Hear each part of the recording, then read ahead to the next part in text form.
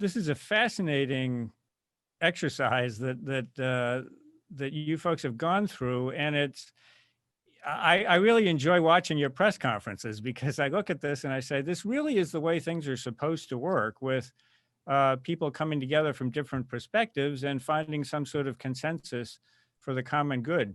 And I'm wondering, with the Senate being as closely divided as it is, and it will be no matter how the runoffs go, is this perhaps a model? I mean, how did this come together? And is this perhaps a model that might have implications for solving future problems? Well, I certainly hope so.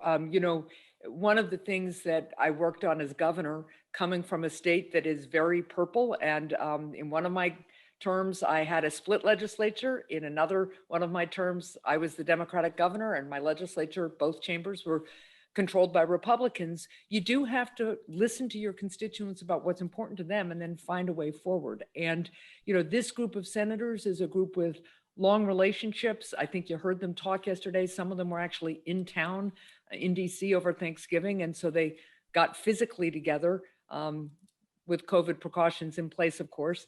Others of us, like Bill and I, have been working on a number of bipartisan things, including trying to finally get a solution to this issue called surprise medical bills. So as you work on a number of things together, and the subcommittee you've mentioned that we both lead, you begin to develop a language with each other about how you might find a common approach to solving a challenge that you both agree is out there and your constituents all agree is out there.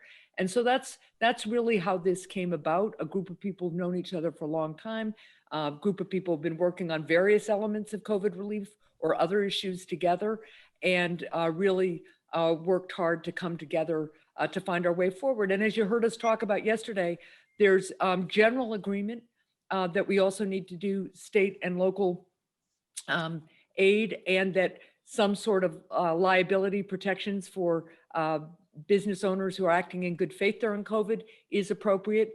But those issues are going to take us a little longer, and we'll continue to work on those. But I hope this becomes the kind of relationship builder that keeps us all talking and working together. The one thing I would add to that is that we had 2 members of the House Problem Solvers Committee. Yeah. And so 25 Republicans, 25 Democrats. And they really are a balance of power over there. So there can be a fringe group that's going to object, but there's enough folks from the other party that can help something get over. And knowing that we're kind of getting intel, okay, what do we need to do on the House side to make sure this happens? But by the way, if we follow this intel, then it will pass the House, I think really was a wind in the sail of our effort.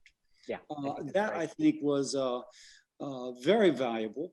And since the House is going to be very closely divided, the degree that we have this kind of relationship on both sides, I think will make our efforts more likely to succeed. Well said. I try to remind people that our constituents solve problems all the time, without regard to political or philosophical differences. And, we do it in business, we do it in our families, in our communities. And so bottom line should be, we should find a way to do that here too. I'm a former Capitol Hill staffer and a student of the Senate. I've always been fascinated at the way legislation comes together. This was a very unique process. Not only did it exist outside of leadership, it also existed outside of the committee process, and it also included bicameral negotiations all in one fell swoop. I mean, I don't think I've ever seen anything like this before. And I'm just wondering, as participants in this group, what was sort of your takeaway? Did you have any aha moments, any takeaways from this experience that this surprised you, and something that'll stay with you as you move forward in the 117th Congress? I think one thing I've learned here is that you can actually go outside the committee process. You can go outside the committee process if it's a big enough issue and if the committees are not making progress. If it's a small issue that people aren't paying attention to, it'll just be a tree falling in the forest and no one else is around. But something like this, where clearly Congress was not functioning, but the need was huge, is where folks on a kind of an organic level can come together and can make a difference. And so, I feel, and I say that because Maggie and I have been working together on surprise medical billing. which has been initially outside the committee process. It entered into the committee process, but it also had a bicameral function to it. And it was kind of this organic floating up first, initially taking on the issue, then floating up through the committees, but continuing to influence the committees just because we've done so much great work. So Tori, to your point, it's unique, but I do think there's a unique set of issues that are high profile enough that just rank and file can make it work and influence the committees if the committees are not taking it up. But if they do take it up, continue to influence the committees.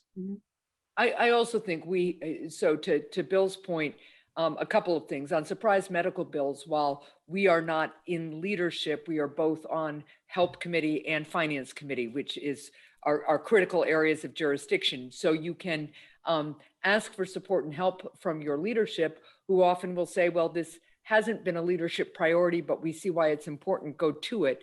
In this bipartisan COVID relief process, I think a couple of things. One is the need covers so many different areas of jurisdiction in terms of legislative committee talk, that no one group was going to own the overall product. The other thing I learned, and I thought it was an important point, I think it was Senator Manchin made it yesterday, we actually decided as a group that we needed to get legislative text done.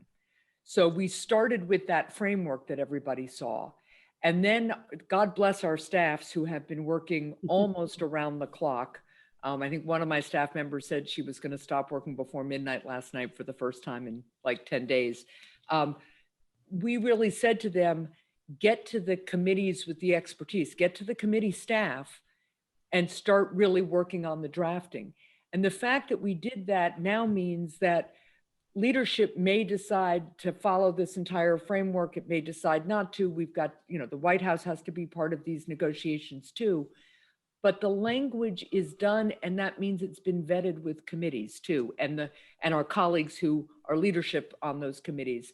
And that means that while we have kind of driven the mechanics here and the agreements, by reaching out to our colleagues, a lot of the Senate has actually weighed in at some point on this. And I think that's important for buy-in and for progress.